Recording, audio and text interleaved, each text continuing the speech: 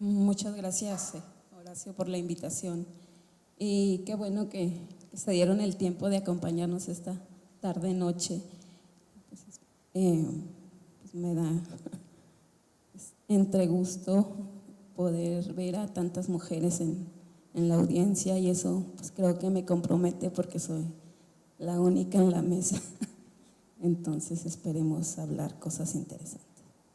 Bueno, yo más que nada voy a hablar desde la experiencia, desde lo que yo pasé en esos 4 años y medio en la Universidad Autónoma Indígena de México, ubicada en el estado de Sinaloa, en el municipio del Fuerte, cerca de Los Mochis, en donde tuve que adaptarme desde el primer día al calor de aquel lugar, a la gente nueva, a esa nueva experiencia.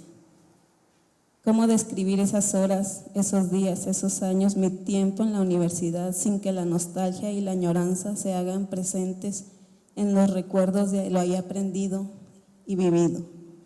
Comienzo por contarles cómo fue mi llegada a la UAM. Para ello es necesario decirles que soy originaria de una comunidad enclavada en la majestuosa Sierra Tarahumara, en el estado de Chihuahua, llamado Yerbitas, en el municipio de Guadalupe y Calvo, un lugar donde cohabitamos mestizos, rarámuris y nosotros los odamis, sitio que, como muchos lugares de la sierra y del país, por su lejanía y ubicación geográfica, están marcadas por la marginación y la desigualdad social, donde por supuesto para la década de los 2000 no existía oferta educativa superior en aquella zona, sea cual fuere, no había. Fue mientras tanto una época de auge en la educación media superior, y los que logramos culminar la preparatoria o bachillerato o emigrábamos a las ciudades cercanas como Hidalgo del Parral o Chihuahua, dentro del estado, o como fue mi caso, buscar el acomodo en estados vecinos. Siguiente, por favor. Esta foto es emblemática en la fundación de la universidad donde yo estudié, porque alberga la diversidad no solo de México, sino de Latinoamérica. Es la foto que da inicio a este proyecto de Locos, como decía su fundador, un antropólogo sinaloense que se dio a la tarea a crear este sueño, como lo dice. Estamos construyendo un sistema educativo que en otras latitudes es un sueño. Eso fue para finales de los 90, principios de los 2000.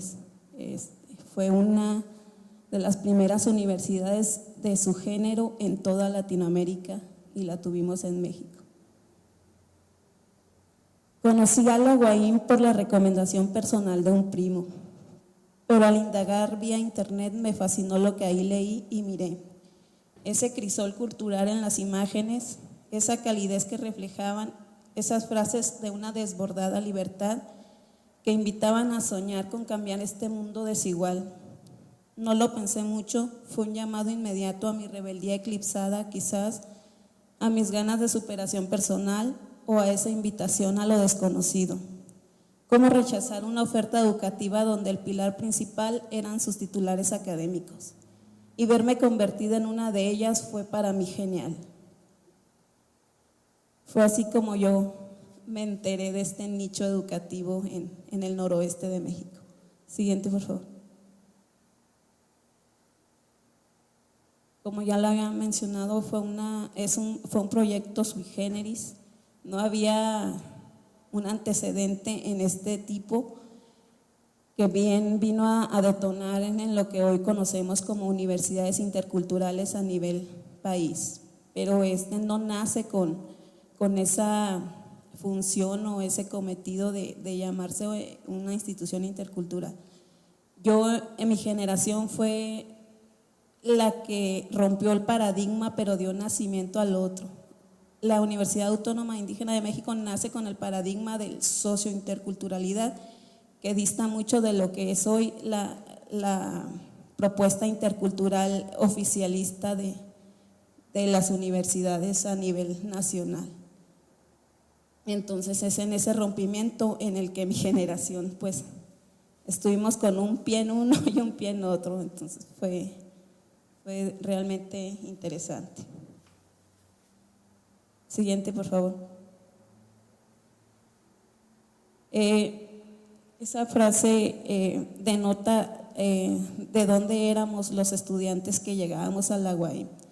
Todos éramos de pueblos indígenas de todo el país y también de Latinoamérica. Tuve la fortuna de todavía interactuar y convivir con personas de Panamá, de Brasil, de Nicaragua, de Venezuela, un colombiano, un ecuatorianos, y en sí con la mayoría de los pueblos indígenas de México, principalmente de los estados de Chiapas y Oaxaca, y de Chihuahua, por supuesto, éramos algunos los que ahí convergíamos.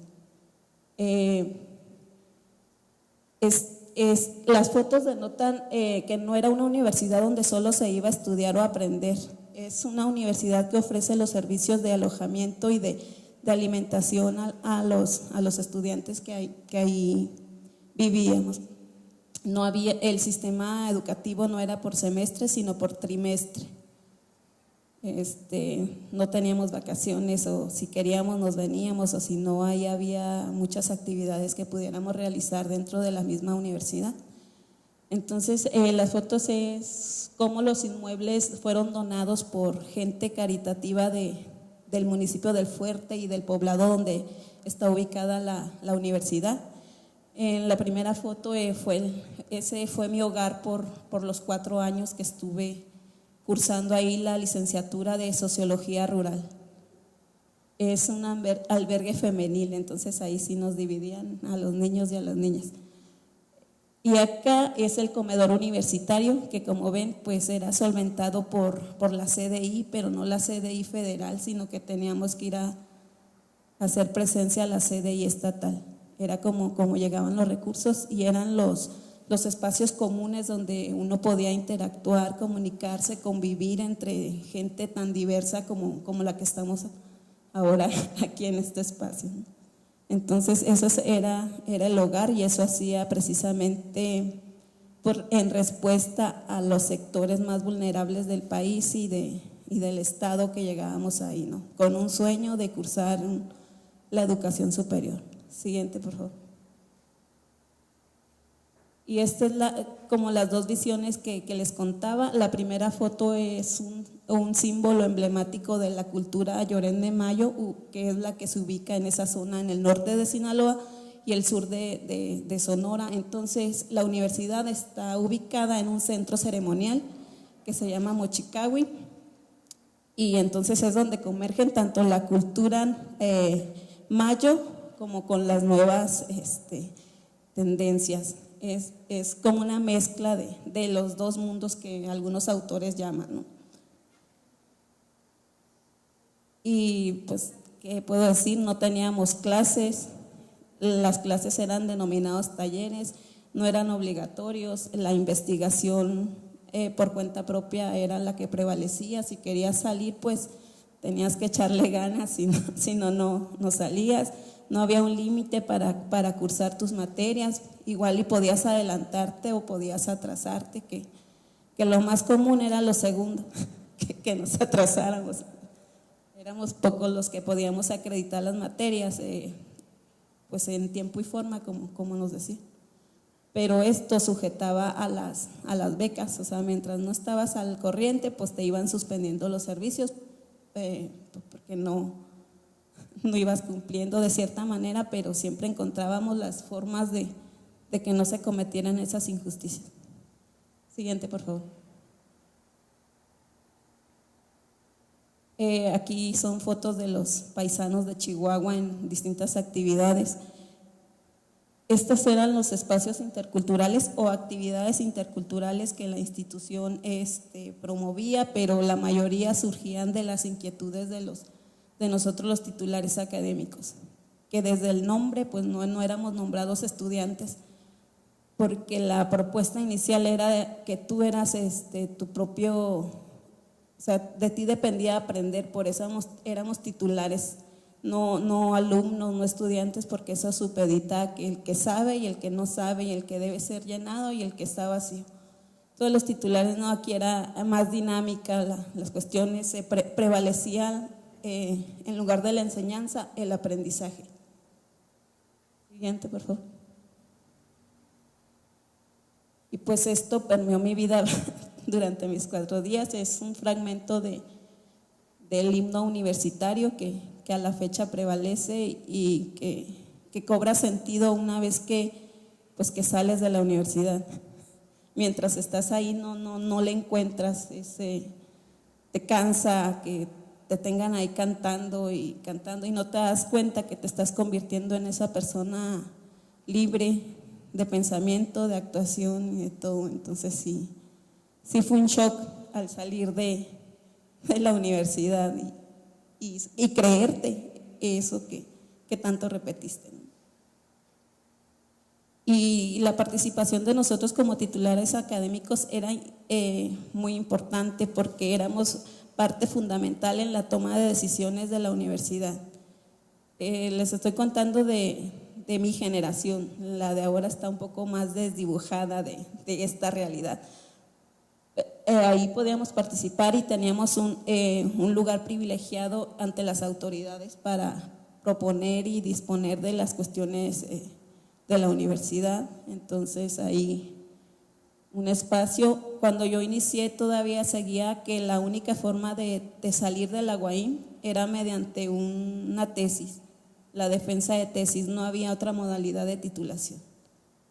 Pero durante el proceso de los 4 años pues te enseñaban y te daban las herramientas necesarias para que al final no sufrieras como sufren la mayoría de los estudiantes de otras universidades para terminar su tesis. Entonces el mismo modelo educativo te permitía que llegaras a tu tesis pues como llegar a una acreditación, que una acreditación era defender tus conocimientos cada 3 meses de lo que tú habías aprendido. Llegábamos y estaban así los maestros que nos impartían las materias, estaban ubicados en una mesa, todo era oral, estaban prohibidos los exámenes escritos, todo oral, o sea que ahí el que no hablaba pues se seguía atrasando. Y nadie tenía el derecho de decirte no sabes nada, solo te daban recomendaciones y te invitaban a que te prepararas mejor y regresaras a la mesa de acreditación cuando ya te sintieras con los conocimientos necesarios. Entonces por eso les digo que era un proceso que al momento de llegar a defender una tesis pues ya era como una papita frita, ¿no? Siguiente, por favor. Era lo que les comentaba, se rompe un paradigma pero se inicia otro, que es más que nada por cuestiones políticas que se dio este cambio,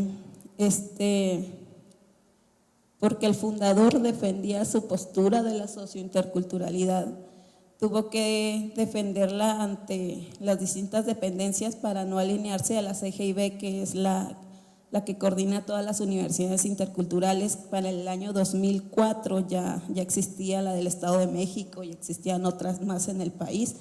Entonces, para el gobierno pues se le hacía mejor atender a las universidades por igual y fue rogando para que esta también se alineara.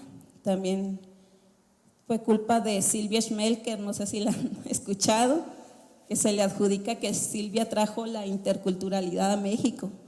Pero antes del 2002, Silvia estuvo en la UAIM y estuvo, pues yo digo que observando y viendo por dónde se podía alinear esta universidad sui generis, esta universidad rebelde, esta universidad que rompía los paradigmas de la educación superior en México.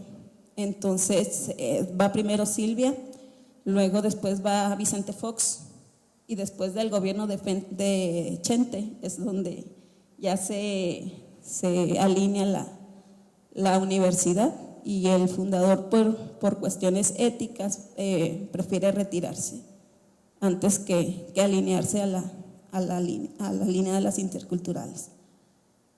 Y esto fue, también eran espacios de convivencia. Si ubican la escolta, portan el traje mayo o como visten las mujeres en algunas partes de la cultura yorenme, eran lo que permeaba en la universidad. ¿Por qué? Porque las comunidades indígenas de Sinaloa fueron las principales portadoras de, no solo de recursos, sino de movilización para que esta universidad fuera una realidad. De la mano de nuestro fundador, por supuesto, pero las comunidades fueron parte fundamental y siguen siendo de la universidad. O sea, y ellos también, como los titulares, tienen voz y voto y son respetadas sus opinioes. Pues acá donde estoy era un festival que hacíamos cada 5 años cada 5 de diciembre, que es el aniversario de la universidad, y las calles del pueblo pues se visten de fiesta. Y en este caso estoy en uno de los íconos de Oaxaca, que ellos le llaman calendas, creo, a los monotes. Luego se meten y se pasean. Entonces eso era lo que permitía para nosotros la interculturalidad. Ahí no existía tanto la diferencia entre si había peleas entre los del norte y los del sur, ¿no? Pero a la hora de buscar bienes comunes o temas comunes, pues se armaba. Siguiente, por favor. Y la universidad te dotaba de espacios donde tú pudieras desarrollar cada una de tus habilidades. Había, en la medida de lo posible, clubes que fortalecían la cultura, otros del deporte. Yo no era ni de uno ni del otro, a mí me gustaba más la teoría, que es allá en la de abajo. Me gustaban más los espacios de discusión y de exposición. Siguiente, por favor. Pues ya a 10 años seguimos, he regresado algunas ocasiones a la universidad, porque pues uno no se despega tan fácil de nuestra alma mater, y pues ahí estamos. Igual y si tienen alguna pregunta, me faltó tiempo. Gracias.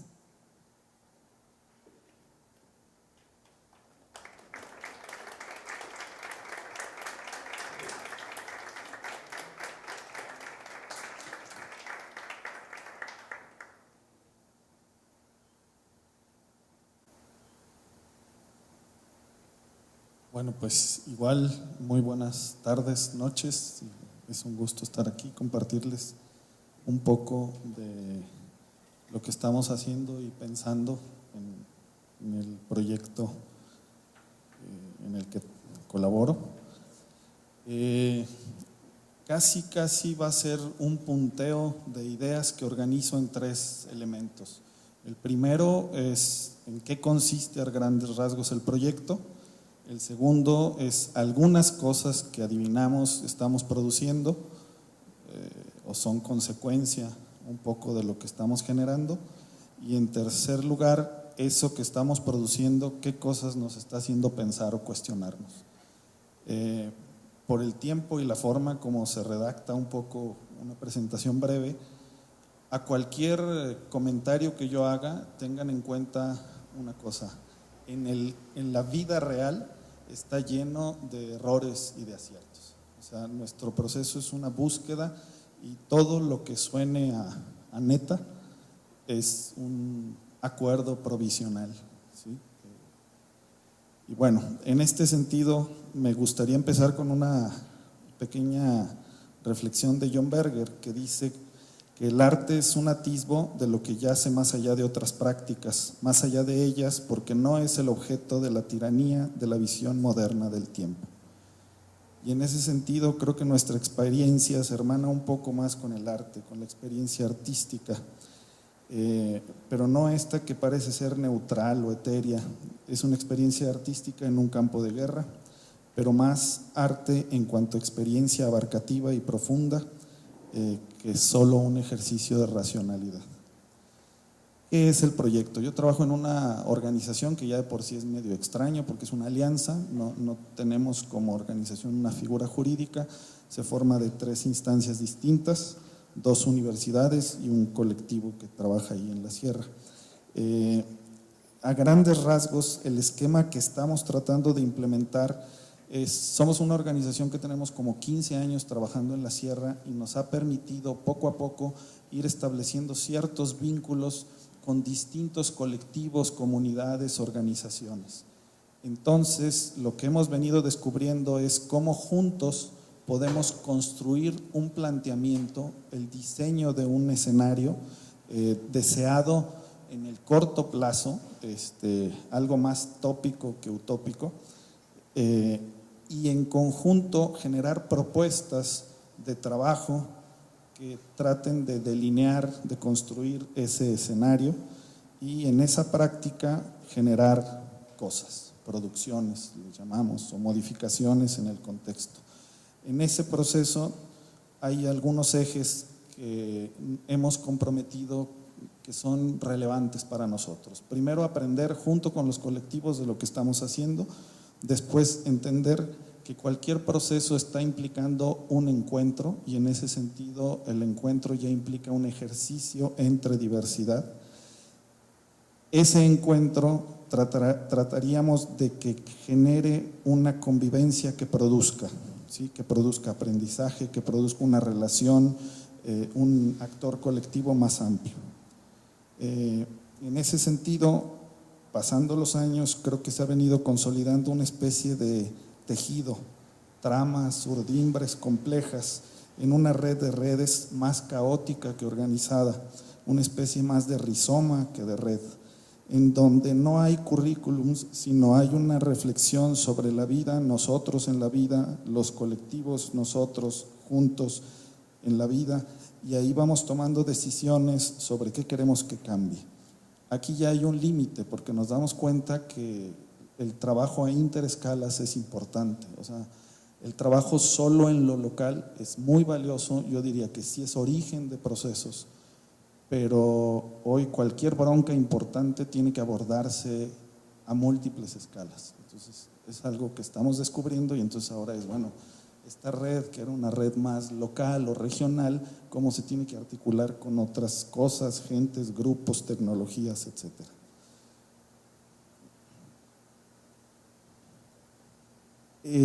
También nos ha ayudado el deshacernos de la idea disciplinar. Aunque algún colectivo es una cooperativa y otro colectivo es una comunidad que trabaja cuestiones de cultura y otra no quiere que se construya una presa en su comunidad, en el fondo, aunque el problema surge de un tema, el proceso ante ese reto o problema es integral, ¿sí? Entonces, lo que nosotros hacemos es más el tejido desde la afinidad, o sea, me interesa estar contigo porque tenemos un problema conjunto y queremos resolverlo, no porque estés en mi área de educación o en mi área de territorio o en mi área fulana. Tenemos una ventaja, digamos, ahí hacemos trampa, tenemos esta alianza de comunares con 2 universidades, entonces sí es importante reconocer que muy seguido se necesitan apoyos especializados, pero el especialista viene, hace su chamba y se regresa. Lo que nosotros tratamos de, o el ejercicio que tratamos de hacer allá es más generalista que especialista. Y así junto con, en esta relación entre colectivos, tratar de construir agenda, diseñar escenarios, actuar y valorar conjuntamente qué sucede. Bueno, a grandes rasgos esto es el proyecto. ¿Qué tiene que ver o qué hemos descubierto en esto en relación a la mentada interculturalidad? Y lo digo así porque en el equipo nos peleamos a cada rato, si existe, si no existe, si es proceso, si es reto o fruto, en fin. Pero bueno, una cosa que vamos adivinando: las comunidades y los colectivos no son problema, son solución. Aunque en el discurso político se sigue hablando del problema indígena, del problema de las comunidades, creemos que ahí tiene que haber una ruptura muy fuerte. Los grupos humanos, los pueblos indígenas sobre todo, son solución, no son problema. 2, no hay interculturalidad y obviamente no hay educación intercultural si no hay aprendizaje intercultural. O sea, la palabra educar centra el verbo en el actor que da la sabiduría. La palabra aprendizaje centra el ejercicio en el que construye el conocimiento, ¿sí? Ahí podríamos discutir más, pero a grandes rasgos. Luego, Otro rasgo de la interculturalidad tiene que ser un ejercicio situado, en un lugar, en un contexto, con unas relaciones complejas, conflictivas, concretas, no un asunto especulativo. Y cuando nos encontramos con este ejercicio de situarnos, nos asombramos, pero también nos asustamos. En ese sentido, encontramos que llevando sí un pensamiento crítico, tendríamos que pasar del sujeto crítico al sujeto indignado. La parte de indignación es fundamental en la interculturalidad. Alguien está decidiendo un montón de cosas muy importantes por nosotros y eso es muy esquizofrénico y nos hace mucho daño. Entonces, la interculturalidad tiene que ser un acto profundamente político, ¿sí? Entonces, pasar de este pensamiento crítico a una experiencia más integral que nos indigne y nos implique, ¿sí? Entonces, el sujeto colectivo o conjunto de colectivos indignados es un sujeto muy rico y muy peligroso y muy descalificado, porque es el sujeto que tiene claro que las cosas no son así, sino se han hecho así.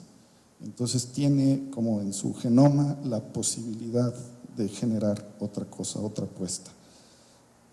En dar respuesta a esa apuesta, la complementariedad es fundamental. Asumir que no podemos solos, ni podemos solo los que somos los mismos, los que somos parecidos. En este sentido, hay un texto de Roque Dalton en su Ley de la Vida que me da mucha idea del papel que tienen los pueblos indígenas en esto. Ellos podríamos hablar que son un amigo enemigo, un hermano exigente, un reto, una trampa, un arma, un trampolín, una semilla crítica. O sea, son un aliado, pero no cómodo. O sea, continuamente confrontan, replantean y hacen una crítica voraz a lo que estamos construyendo o destruyendo nosotros. Estas relaciones aún complejas y esta indignación tiene que producir creatividad. Y en ese sentido había un poeta americano que decía: contra el fracaso del mundo solo hay una defensa, el acto creativo, Rexroth. Pero tendremos que aprender a vivir en este mundo, es decir, el ejercicio de esta creatividad tiene que ser en el mundo, o sea, en el mundo situado, concreto, donde se está experimentando la vida. Y ahí es otra crítica importante a esta idea de beco a los estudiantes y me los llevo a París o a México y regresan a la Tarahumara y ven un suelo deforestado, una violencia exacerbada, una negación entre las culturas. Eso no venía en el libro, ¿no? Entonces, la apuesta por el aprendizaje intercultural es aprender a vivir interculturalmente en la Sierra Tarahumara, viviendo en la Sierra Tarahumara. Y una sierra que sabemos que está en el mundo, pero las soluciones en gran medida se tienen que construir ahí. Para esto también vamos viendo que es importantísima la ruptura epistemológica. Esta idea de que desde el Estado, lo que decías, Pati, se diseñe cómo se tienen que educar los pueblos, es una aberración. Hay un texto, ahí lo tenemos de hecho en la oficina, que se llama: hay que educar al tarahumar para el mundo tarahumar. ¿Quién nos da para chicles, no?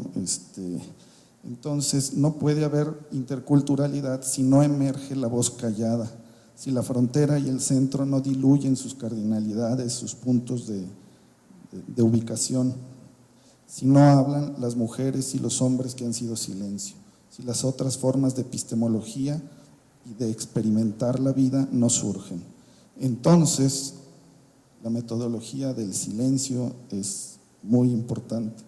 A mí me gusta hablar de una metodología de la danza, porque la danza no es solamente hacer silencio, sino es participar con otros y hacer un actor colectivo. Creo que hay una pedagogía, aunque esa palabra también yo creo que la tenemos que guardar, pero una pedagogía de la danza en construir un actor colectivo donde todos participamos, pero fundamentalmente casi todos hacemos silencio, es algo que nos podría ayudar mucho. Está también en juego en esta ruptura epistemológica una lucha, una guerra por los imaginarios. Los imaginarios en Tarahumara, y creo que en muchos lugares rurales y donde habitan los pueblos indígenas, han sido construcciones que han generado mucha muerte, o sea, mucha incapacidad de construir las propias formas de entender, de significar y de darle sentido al mundo. Entonces, cuando dejamos que otro hable, en el fondo lo que y dejamos, óiganme, qué mal hablo. Cuando otro habla, construye, delinea su imaginario. Y hay imaginarios que tienen 500 años marginados. Ahorita hay una lucha por los imaginarios. Ahorita, en el cambio de gobierno y que nos llegó la esperanza, aguas, piensen en el conjunto de imaginarios que se nos están imponiendo. Esa lucha creo que es fundamental y hay que hacerla consciente. El último elemento en este punto es, vamos identificando que la comunidad es un actor central, fundamental. El movimiento de construcción radical de alternativas tendría que caer en lo comunitario. Lo que antes era el guerrillero, hoy es la comunidad. Esa colectividad densa, intensa, afín, compleja, conflictiva, creo que tiene mucho lo medicinal para lo enfermo que está el mundo. Mucho, no quiero totalizar. Y ahí yo rescataría mucho lo que plantea un señor francés, Guattari, que habla de subjetividades delirantes, de cómo tendríamos que empezar a romper esos imaginarios impuestos con colectividades o comunidades que se dan el permiso y se cultivan la posibilidad de construirse y de verse en sus propios términos. ¿Sí? Y esto va más hacia una experiencia artística. Y ahí tomo a un alemán que es medio polémico, pero creo que fue brillante también en su momento, Heidegger, que dice: podría ser que aquello que distingue al hombre como tal esté determinado precisamente por lo que debemos meditar aquí. El hombre al que concierne y se aproxima la presencia, el hombre que al ser aproximado de ese mundo está él mismo presente a su manera para todas las cosas presentes y ausentes. Esta aproximación de la que habla Heidegger se identifica, creo, mucho más fácilmente con el trabajo artístico que con el trabajo científico. Y en ese sentido creo que la interculturalidad entonces tiene que aprender más del arte que de la ciencia. Y los artistas le llaman a esta aproximación inspiración. Y vayamos a la etimología. Es que el otro entre en mí, que el aliento que le da vida al otro entre, inspirar. Pero los inconformes le podríamos llamar conspiración, y ahí podríamos acordarnos de Illich, y es intercambiar esos alientos de vida.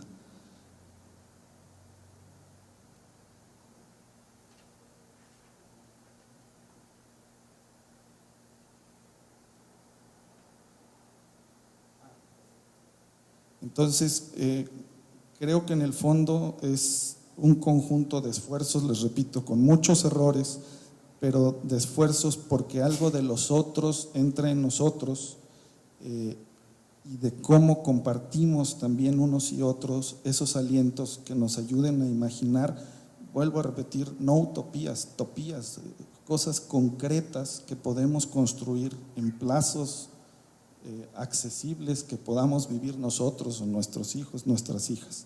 ¿Sí? En ese sentido, la vida intercultural, que yo aquí diría la vida buena, la vida bonita, el buen vivir, no es cuestión de números o de duración, sino más bien de intensidades. Entonces va más allá de una tabla de medición que nos ayude a valorar qué tan interculturales o no interculturales, es meditar juntos el grado de implicación que estamos teniendo unos con otros, ¿no? Y ahí terminaría. Hay una mujer tiene un pensamiento que se llama el regreso, que me gusta mucho y que creo que viene al caso. Dice: el camino más corto es el de la línea recta, el camino continuo, inmutable de la recta, el camino del orden y de su verificación, el camino que une los más distantes puntos del imperio. Pero el camino más largo, el verdadero camino, el que conduce a otra parte, es el de la oposición, el de la confrontación con el otro y la transformación, sin trazo, a tientas. Hay que volver a nacer para ese otro camino, pero es el camino del paisaje más nítido y más amplio, más profundo y más real. Es el camino del hombre hacia el hombre y el camino en el que el amor camina. Es el camino del diálogo, en el que, como Sócrates, nada sabemos. Es el camino del principio, de todo principio. Es el camino que en la línea recta perdimos. Verónica Volkov. Gracias.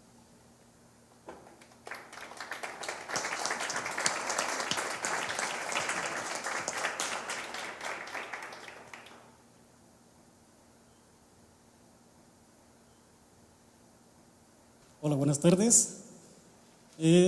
Bueno, mi nombre es Cayetano, aunque ya lo dijeron hace rato, y soy originario de una comunidad que se llama Tecoriche, municipio de Valleza, y soy hablante de rarámuri o tarahumara en español, y el tema que voy a hablar es sobre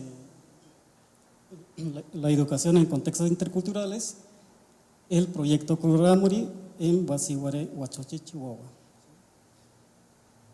Es un proyecto para la maestría, es una propuesta, diría yo, para la maestría, ¿sí? Y justamente en esta escuela, pues, bueno, yo estudié aquí, soy exalumno de este proyecto, de esta escuela, donde había alumnos, tanto rarámuris y no rarámuris, con donde teníamos que convivir estas dos culturas.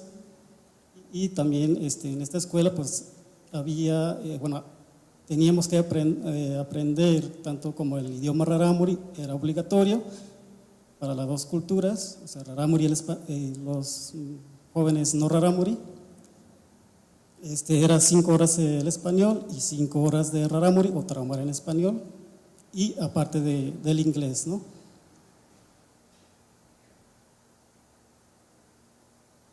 Bueno, como es un proyecto de investigación para la maestría, pues voy así como en orden, ¿no? Como debe ser una investigación. ¿Sí? Es el planteamiento del problema. Bueno, según en la política educativa intercultural surge en México con gran fuerza en la década de los años 90. Se la menciona continuamente como la panacea de los problemas educativos, sociales de las culturas indígenas.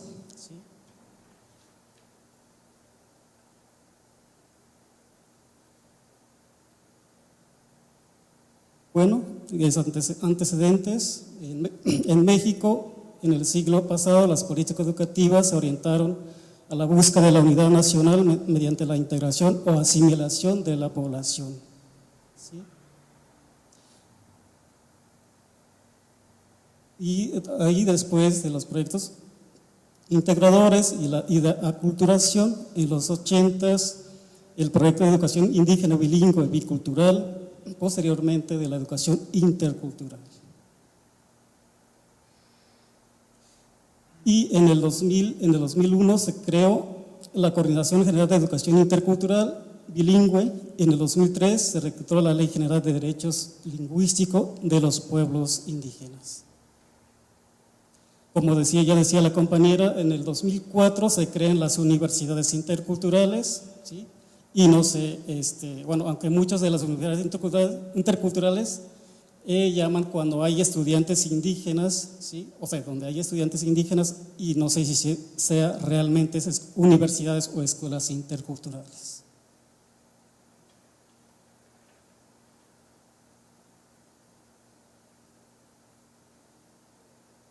Bueno, como objetivo general es analizar las praxis en educación intercultural para proponer formas de comunicación e interacción y convivencia armónica entre las diversas culturas e incidir en el desarrollo de un mundo mejor donde todos podamos caber equitativamente desde las riquezas de culturas desde la riqueza de nuestras diferencias.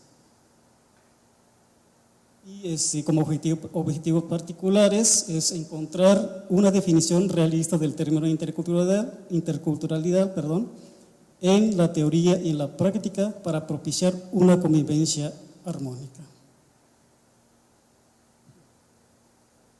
Y por otro lado, analizar la manera en que los maestros entienden y desarrollan el proceso educativo para conocer cómo lo integran en sus prácticas educativas y el impacto que tiene en los alumnos. Y también, por otro lado, analizar las características del proceso educativo de las dos culturas que conviven en el contexto de estudio, que es el caso de este proyecto en Basíbare, municipio de Huachochi, la rarámuri y la mestiza, para llegar a conclusiones sobre cómo desarrollar una verdadera educación intercultural.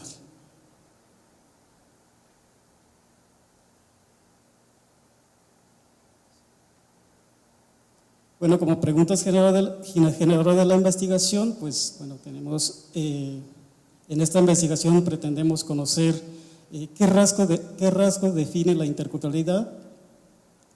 En base a lo anterior, cómo debería de ser la interacción y convivencia entre culturas dentro de una escuela para llamarse intercultural. ¿Cómo entienden los maestros el proceso educativo? ¿Cómo integran los maestros en sus prácticas educativas sus ideas sobre interculturalidad? Por otro lado, ¿qué impacto ha tenido la escuela analizada en los alumnos?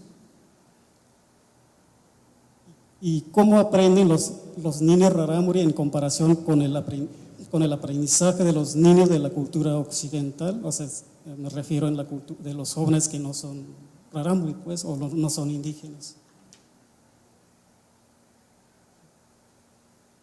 Y bueno, por favor, como propósito, bueno, consideramos con esta investigación van a surgir ideas más claras sobre lo que es una verdadera educación intercultural, con sus más y sus menos, con fortalezas y fallas a mejorar o áreas de oportunidad. Además, quedarán cuestionadas una gran parte de los proyectos y programas educativos que hasta el día de hoy han sido calificadas como universidades interculturales o escuelas interculturales.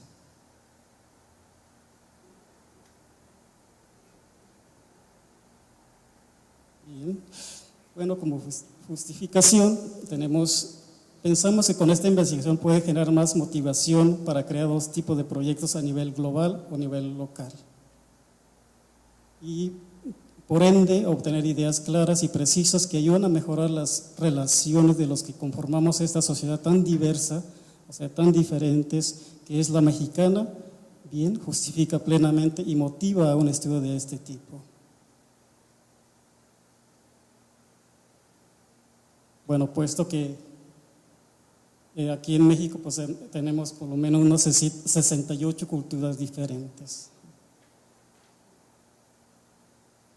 Y bueno, y como método y técnica de investigación, tenemos para realizar esta investigación se escogerá una metodología interpretativa hermenéutica a fin de rescatar el discurso de los actores, lo cual resulta básico para la comprensión de los dichos, motivos, sentidos, orientaciones que los actores de la educación intercultural dan en la que se desenvuelven. Además, se elegirá la entrevista a profundidad como técnica para conseguir la opinión de los informantes.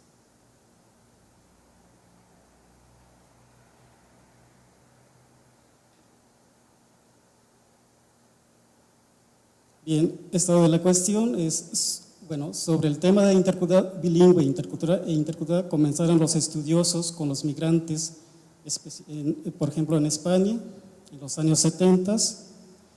Y por el otro lado, Jensen en el 98 menciona las políticas educativas en torno a la diversidad cultural y lingüística. Bueno, es necesario distinguir entre la educación, los miembros de las comunidades étnicas de inmigrantes y la educación de todos los alumnos en una sociedad multiétnica y multicultural. Y por otro lado, bueno, me imagino que los que han leído sobre libros de interculturalidad, pues hay muchos autores, como tenemos por ejemplo Tubino Fidel, Eugenia Ramírez, con discusión sobre intercultural, multicultural y pluricultural.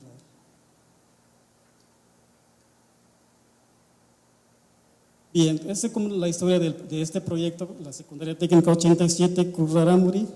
Y justamente tenemos el fundador de este proyecto que está aquí, de hecho Francisco Cardenal, y no me dejará mentir. Bueno, el proyecto Cruz Rarámuri fue fundado en el mes de octubre de 1999 bajo el principio cultural rarámuri denominado Busurema, que significa abrir los ojos del alma. La persona de la conciencia, identidad rarámuri, individual y colectiva, la comunidad de Guasíbara y otras rancherías cercanas propusieron desarrollar un proyecto educativo inspirado en estos valores etnoculturales que les ayudarán a mejorar la relación entre ellos, rarámuri, y con el mundo occidental. Fortalecer su identidad, conocer su cultura y de este modo enriquecerla a fin de ir más adelante, propiciando el despertar espiritual. Y bien, en esta escuela pues justamente teníamos maestros hablantes rarámuri y los maestros que no rarámuri. Y teníamos maestros, por ejemplo, un maestro que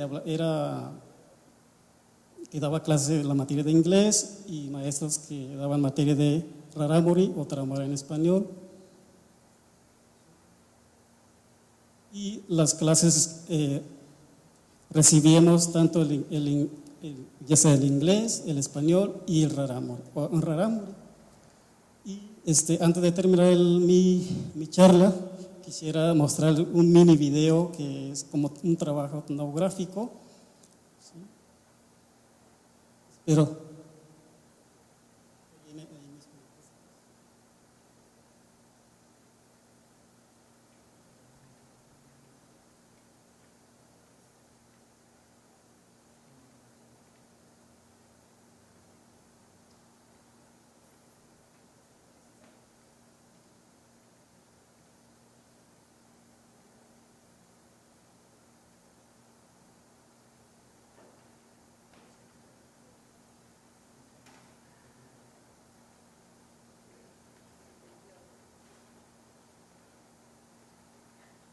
bueno, yo creo que ese por el cambio de formato. Entonces,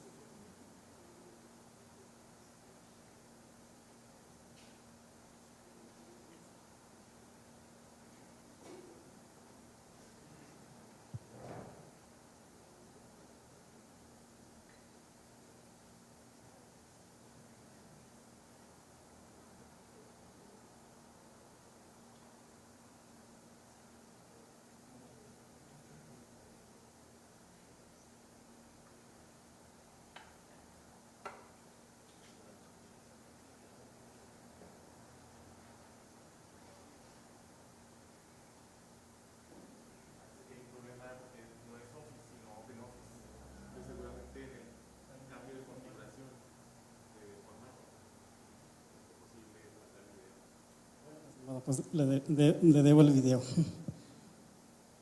Igual pueden encontrar en el YouTube.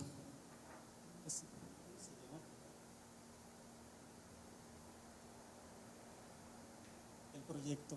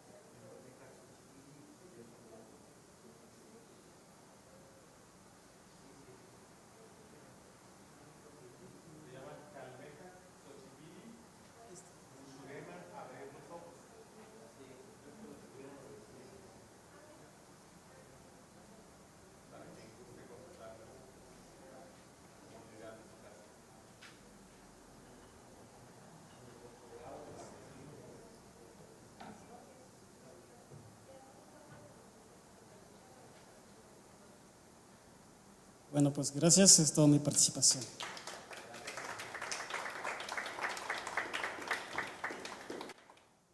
Bueno, buenas tardes, mi nombre es Adolfo Rebolledo Morales, yo soy originario de Veracruz, de Jalapa, y esta es una propuesta que realicé para el doctorado en la Sierra Norte de Puebla en un bachillerato que no era ni intercultural, era un bachillerato oficial, pero que nos dieron la oportunidad de trabajar con ellos durante 8 años, desde 2010 desde el 2009 al 2017, y les voy a contar un poco sobre esta experiencia.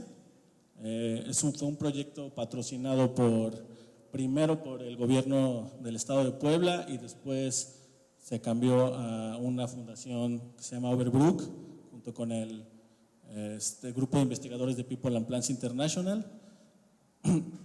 Y mi doctorado lo hice en el Centro de Investigaciones Tropicales de la Universidad Veracruzana. Si le quieres ir bajando, por favor. Bueno, este proyecto lo realizamos en el municipio de Pahuatlán, Puebla, que es donde comienza la Sierra Norte de Puebla, la parte más alta.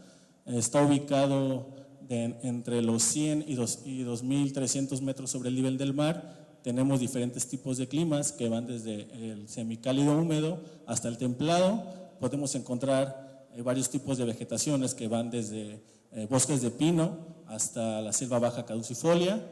Es una foto del relieve del municipio de Pahuatlán, Puebla, parecido con la Sierra Tarahumara un poco, pero aquí la diferencia es que, ¿le puedes bajar?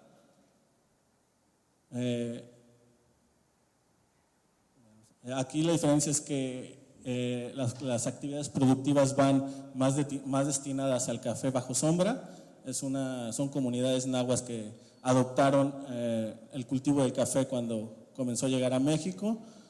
Lo adoptaron como una forma económica viable, pero después del 90, cuando el Limecafé se destruyó, se eliminó, pues pasó a ser un cultivo que ya no redituaba a las comunidades, por lo cual empezaron a buscar otros cultivos, como es el de la caña, la milpa para sustentabilidad, el cacahuate, y un auge muy grande fue la artesanía en los años 60. Hacen cuadros de papel amate, pero también hacen artesanías bordadas, camisas, ropa y un poco de chaquira también. ¿Le puedes bajar?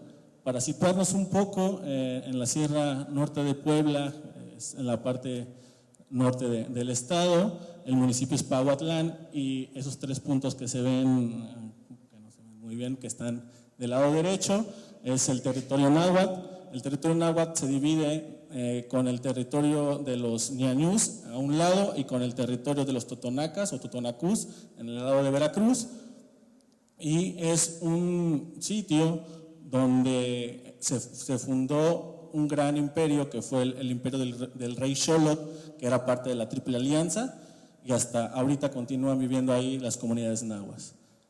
¿Le puedes bajar? La metodología que se fue construyendo conforme el proceso se iba adentrando más, retoma estos principios que son desde la horizontalidad, que es la investigación, acción participativa, la educación intercultural, que envuelve dentro de un paradigma del territorio como un cuerpo viviente dentro de las comunidades, que también asemeja al patrimonio biocultural, pero que este territorio se sigue viviendo gracias al diálogo de saberes, y en esta particularidad tuvimos que recurrir a tecnologías para la defensa de este mismo territorio, que fue el mapeo participativo y el SIG participativo. ¿Le puedes bajar un poco más? Bueno, como les comentaba, al principio este proyecto fue auspiciado por el FONAR y por el IAIP, y los encargados y responsables de echarlo a andar era el CITRO de la Universidad Veracruzana y la UAM Iztapalapa.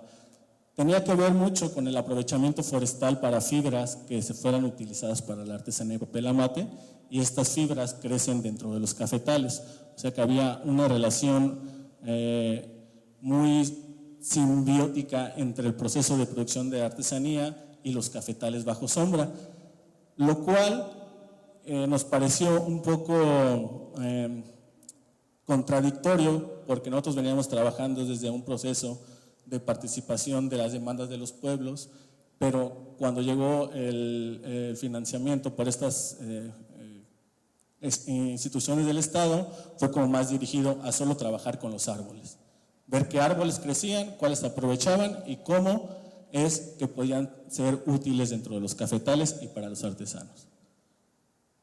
En el 2010 se realizaron varios talleres sobre germinación de semilla, abonos orgánicos, crecimiento de plántulas. A los jóvenes se les capacitaba también para que fueran midiendo los árboles mes con mes para ver el crecimiento, ¿no? Esto fue durante todo un año y quiero que un poco pongan atención en las fotos porque va a ir cambiando la forma en que los jóvenes están dentro de las imágenes. En este bachillerato, un bachillerato oficial, nos dejaban entrar los maestros porque como en muchas comunidades indígenas de México, los maestros cuando llega alguien de fuera dicen, bueno, ahí encárgate de ellos y yo me voy desde el jueves a mi casa y tú quédate con ellos ahí trabajando. Y así estuvimos durante un año. En el 2010 se acabó el financiamiento a finales porque los resultados que querían estas instituciones no eran tan claros, ¿no? Veían que no estábamos entregando resultados cuantitativos que ellos querían ver.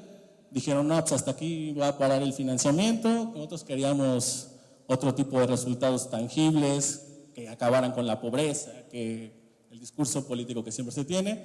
Pero nosotros ya estábamos comprometidos con un grupo de estudiantes que fueron 6 jovencitas que plantearon un problema en su comunidad y querían rescatar como toda la importancia que tenía el café, porque sigue siendo un cultivo de gran demanda económica para sus comunidades. Y con este compromiso tuvimos que buscar un financiamiento. Lo conseguimos para el 2011. People and Plants se enteró de nuestro proyecto y nos albergó ahí y consiguió el dinero con la Fundación Overbrook, que patrocinó el proyecto hasta el 2017. ¿Por qué? Porque la propuesta que le habíamos mencionado a esta fundación era que parte de la educación indígena tenía que ver mucho con las raíces y con sus tradiciones, pero también rescatando mucho el uso de los recursos naturales de manera sustentable. Y estas jovencitas hicieron una investigación muy larga que duró 2 años sobre la importancia y la historia del café, desde cómo llegó el café a su comunidad y cómo fueron los procesos que se vinieron dando después dentro de las parcelas de café y cómo se fueron transformando algunas en cañales, para lo cual también hicimos uso de la tecnología y ellas elaboraron un guión, ¿le puedes bajar? Y se realizó un video que se llama Cafetales Bajo Sombra en el municipio de Pahuatlán. Es un video corto como de 15 minutos que nos cuenta toda la historia del café en las comunidades nahuas y lo sacamos a final del 2012. Muchos de los jóvenes, como vieron que el presupuesto que había no era para tanto, dejaron de involucrarse y solo ellas terminaron este proceso. Cuando se presentó este video dentro del bachillerato, los jóvenes comenzaron a discutir entre ellos qué era más importante, si el café o la milpa. Y para eso tuvimos que hacer una mesa de diálogo entre ellos y proponer otras alternativas para que también otros jóvenes se integraran al proyecto. ¿Le quieres bajar, por favor? Nos llevamos a un grupo de estudiantes a la Sierra de Songolica, que también son hablantes náhuatl, donde se encuentra la Universidad Intercultural de la Universidad Veracruzana, la sede de Grandes Montañas, y con jóvenes que estaban participando dentro del proyecto también de ahí, comenzaron a recorrer los cafetales y los bosques de Songolica y empezaron a intercambiar ideas. ¿Cómo le podemos hacer en nuestras comunidades? ¿Cuáles ideas podemos retomar de la Sierra Norte de Puebla a Songolica y viceversa? Y los jóvenes comenzaron a pedir más experiencias de estas, pero ya dentro de sus comunidades. En el 2012, a finales, en octubre, buscábamos una metodología que nos pudiera dar un hilo conductivo para encontrar el interés que tenían los jóvenes, y como lo mencionaban, el arte y la creatividad es uno de ellos. Pues comenzamos a realizar un mapa de las comunidades indígenas de la Sierra Norte de Puebla, en donde los jóvenes plasmaran su conocimiento espacial local, cómo ellos ven su comunidad, cómo ven el territorio y cómo lo viven día con día. ¿Me puedes bajar? A esto nosotros les llamamos mapas mentales. Se construyeron durante todo el 2012 y 2013, en donde ellos, ¿le puedes bajar un poco? Donde ellos hicieron croquis, mapas de todo lo que existe en sus comunidades y rescataron, ¿le puedes ir bajando por favor? Algunas de las problemáticas y temáticas importantes. Con esta identificación de temas, como también el modelo educativo comenzaba a cambiar dentro del bachillerato, nos pedían los profesores que, bueno, sí, vengan a trabajar, vengan con ellos a estar colaborando, pero también tienen que meterse en la currícula del bachiller. Y bueno, se propusieron los temas que fueron integrando esta investigación con los mapas como temas centrales de investigación local para fomentar investigadores locales, ¿no? ¿Qué pasó ahí? Que dejaron de investigar sobre la drogadicción, el alcoholismo, la sexualidad, dejaron esos temas clichés que en los programas de gobierno están, ¿no? Siempre en el bachillerato que te piden hacer una biografía de tal tema, y se enfocaron a investigar cosas que se encontraban dentro de su comunidad, ¿no? Empezaron a tener una fuerte formación etnográfica entre ellos mismos. El diálogo de saberes fue muy importante aquí porque los jóvenes se retroalimentaban con sus padres y sus abuelos. Empezaron a exigir que muchas de las clases fueran en lengua náhuatl, porque se estaba perdiendo. Se empezaron a exigir, y aquí si van viendo ya va cambiando un poco el panorama de los jóvenes. Los bordados fue una parte primordial del cambio de conciencia de los padres y de los maestros. Antes llevaban un uniforme oficial que les costaba una millonada a los padres de familia, y muchos padres tenían 2 o 3 hijos en el bachillerato, o sea, no podían costear eso. ¿Qué hicieron? Pues regresar a los bordados y buscar la forma tradicional de vestirse, ¿no? La que sigue. Todas estas investigaciones se iban divulgando a través de los años en encuentros que hacían los jóvenes para sus papás, ¿no? Para que los papás no dijeran, estos muchachos nada más están investigando y por la tarde se van, ya no quieren ir a la milpa, ya no quieren ir al cafetal, ya no nos quieren ayudar. Pues para que no sintieran esto los padres, los chavos organizaban cada 6 meses estos talleres que eran de divulgación tanto a los padres como a los nuevos que iban a ingresar al bachillerato, que eran de secundarias, y también comenzaron a rescatar las danzas tradicionales y hacen un desfile en la fiesta del pueblo cada año con alusión a temas de su cultura. La que sigue. La forma de presentar sus investigaciones eran en pósters, ¿no? O con los mismos bordados. Rescataban toda la información que tenían. Los foros duraban 2 días y también se culminaba con una gran comida de gastronomía local que ellos mismos preparaban, ¿no? Como se hacía cada 6 meses, teníamos 2 temporadas de diferentes alimentos y ellos preparaban la comida. La que sigue. Llegó el día que invitamos se enteraron los compañeros de la Tosepan que existía este proyecto y nos llegaron a visitar para ver qué estábamos haciendo, y el compañero Aldegundo González, que es uno de los promotores de Tosepan, de la escuela Tosepan Cali, algo así se llama, les fue a mostrar un poco del proceso que ellos han vivido durante 20 años de lucha y resistencia contra muchos procesos de comercialización y ahora de imposición de minería y megaproyectos. De esta plática surgieron nuevas ideas. Él les llevó una presentación muy catastrófica porque les mostró todas las concesiones mineras que se encuentran en la Sierra Norte de Puebla y el gasoducto que va a pasar o iba a pasar a un lado de sus comunidades, para lo cual pues él nos dijo que una de las herramientas más como útiles actualmente es la realización de ordenamientos territoriales comunitarios donde la gente de las comunidades tenga en planos o en mapas las zonas más importantes, tanto sagradas como de formación de la cultura para la defensa del territorio, conforme a lo que dice el convenio 169.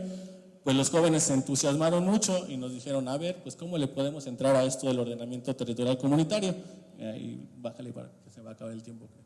Pues bueno, comenzamos a leer sobre, también nosotros nos empezamos a aprender nuevas metodologías. Yo soy biólogo y me pasé a la geografía ambiental, a Para aprender nuevas metodologías de mapeo, hicimos un mapeo con una imagen de satélite donde los jóvenes reconocieron los diferentes usos de suelo, los lugares tradicionales, los sitios ceremoniales y los cerros sagrados, ¿no? Con estos mapas no nada más nos quedamos en el marcaje de los mapas, sino también los jóvenes se iban capacitando para aprender a utilizar el sistema de información geográfica. ¿Le puedes ir bajando? Estos son los marcajes de los mapas que hicimos con los 3 grupos, recorridos de campo para verificar si lo que habían marcado existía en la realidad. ¿Le puedes ir bajando? Después, esta información que plasmaron dentro de los mapas se digitalizó y se les enseñó a utilizar el Quantum GIS, que es un software libre, que también pues, no es costoso, es gratis, ¿no? Y se les enseñó a utilizarlo para finalmente obtener 3 mapas. Los 2 de arriba son como las primeras propuestas de un ordenamiento territorial comunitario. Le bajas un poquito más. Los recorridos de campo con los puntos de GPS, y al final obtuvimos este mapa donde están toda la clasificación de usos de suelo, los ríos, los cuerpos de agua, los sitios sagrados, los sitios ceremoniales, las instituciones, todo lo que se encuentra en las 4 comunidades náhuatl que conforman el territorio, para también hacer una socialización de la información. No nada más se quedaba la información en el bachiller, sino también se llevaba a otros lados. ¿Cómo lo hicimos? Pues como las ferias gastronómicas, con los foros, con la invitación de productores, o también visitábamos a productores en otros lados. Le puedes bajar. Hicimos un encuentro de intercambio de saberes con jóvenes artesanos de la Sierra Zongolica, con los de Pahuatlán, Puebla, donde hablaron de todas las artesanías como una forma económica sustentable de poder acceder a un desarrollo comunitario real. Invitamos a antropólogos especialistas en textil. Marta Turok nos acompañó. ¿Le puedes bajar? Hicimos un video sobre el conocimiento del territorio. Todo el proceso de mapeo participativo se encuentra en este video. ¿Le puedes bajar? Imprimimos unas lonas que se repartieron por todas las comunidades nahuas y por las comunidades ñañús. Esto para que se dieran cuenta que estas herramientas pueden servir en la defensa del territorio, porque cuando nosotros estábamos por concluir este proceso, llegaron los de TGN, los del gasoducto, a empezar a negociar con el presidente municipal mestizo de estas comunidades. Y estos mapas ayudaron mucho a que la gente comenzara a ver que se podían dañar muchos de los sitios sagrados en esta región, y hasta ahorita hay una lucha que está en contra del gasoducto. Está parado el gasoducto, al parecer lo van a cambiar de ruta, como siempre le hacen, pero no va a entrar a la Sierra Norte de Puebla. También por la ayuda de los compañeros de Tosepan, que han tenido una incidencia muy fuerte en la sierra. Y bueno, como comentarios finales, durante esta experiencia, pudimos observar que la juventud aún conserva mucho de los conocimientos locales, solo que muchas veces los antropólogos no los voltean a ver, o los biólogos no los voltean a ver, porque quieren solamente a la gente mayor, ¿no? Y los jóvenes son los detonantes de muchos procesos. Los mapas motivaron a defender, a fortalecer la identidad cultural, y retomaron mucho del aprendizaje de la lengua náhuatl, ¿no? Los mapas no solo son imágenes, son documentos de lucha y resistencia en muchas de las regiones de nuestro país, y ahora con los megaproyectos mucho más. Y bueno, los enfoques de la interculturalidad y la memoria biocultural deben ser o deben estar presentes dentro de las iniciativas educativas interculturales, porque si no se toman en cuenta de esa manera, pues la interculturalidad siempre va a seguir siendo este esquema político educativo que no involucra realmente lo que está pasando en la realidad de los pueblos, y debe ser diversa, porque cada pueblo tiene sus problemáticas y sus diferencias culturales. Los videos los pueden checar en estas páginas de Vimeo o en la página de People and Plants International, y ya, es todo.